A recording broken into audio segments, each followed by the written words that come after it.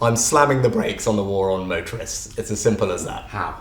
Well, one thing that I've realised, politicians for too long, they always want to make short-term decisions, take the easy way out, without any thinking about how that is actually just going to impact ordinary people. And this war on motorists is a perfect example of that.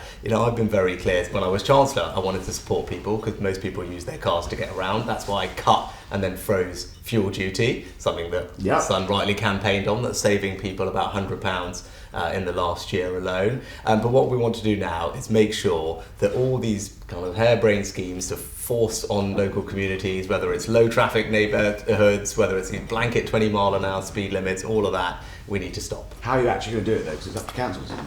Well, that's the thing. What we want to make sure is that local communities are not having these things imposed upon them, forced on them. We've seen that happening in Wales. That's not right, and we're going to take a different approach. It's already happened though, isn't it? You're expecting people to rip up these low traffic now. No, obviously, there'll be areas around schools, for example, where they make sense. I think most people would say, they want the schools to be safe areas for their kids to walk and go to school in. But these things shouldn't be done in a blanket way. They shouldn't be done without the consent of local people. That's what we're going to stop. And look, and you saw that also, and I'm sure we'll get onto it, on my approach to net zero. Forcing drivers to change their cars, spend thousands of pounds when they didn't have to, wasn't the right decision.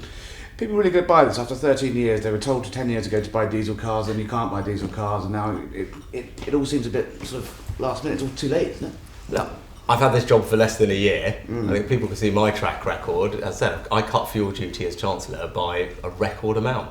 Right, that's my track record in supporting motorists. And now that I've had this job, for almost a year, there's, lots of difficult things to get to grips with at the beginning. It's spent the time to get under the bonnet, and now I am in a position where I want to set out the changes that I want to make to take this country in a different direction. So just run us through the changes. What's on the agenda? Well, look, you saw that first and foremost with my approach to net zero, right? And I think for too long, as I said, politicians make decisions chasing the short-term headline, take the easy way out without thinking about what the long-term consequences of those decisions are, without being honest and upfront with the country about what those things mean for them.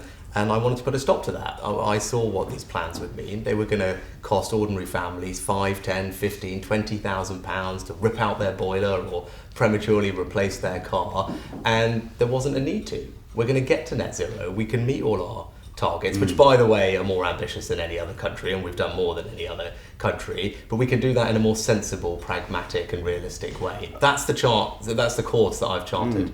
Aren't you just, while we talk about the cars though, aren't you just banning petrol and diesel cars by the back door by making manufacturers have 85% of car sales? No, because I want to be honest with people. Like, but between now and we get to net zero, increasingly people are buying electric cars, and actually, this is one of the things I pointed out. People are buying electric cars at a much faster rate than anyone predicted.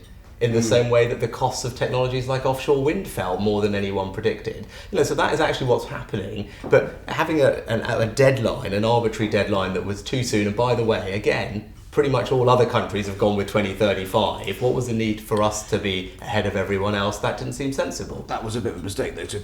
Theresa May signed up to net zero without really working out how it was going to be paid for. Would you have done the same thing if you'd been PM? No, I was clear the other week that I think the way we make these decisions has to change. And when politicians are making these decisions that have enormous impact on the country, they should be upfront and honest with the country about what those things mean.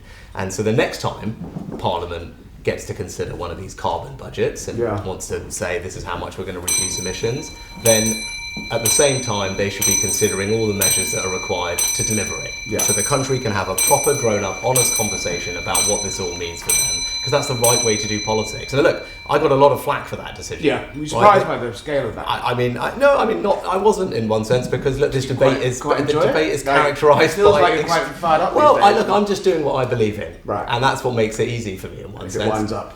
I'm not doing it to wind people up. I'm doing it because it's the right thing for the country. You were 20 points behind in the polls a couple of weeks ago. Now you've got a 4-point poll bounce today.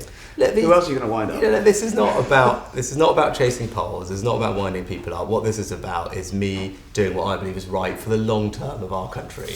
And even if that's not easy, even if I'm going to take some criticism for it in the short term, that's what I believe in. And I am determined to change the direction of our country, and that means we need to change how we do politics. And that's what you saw with that net zero decision. That was me doing something different that people hadn't done before because I believed it was right, and I'm going to keep on like that, and there's more to come.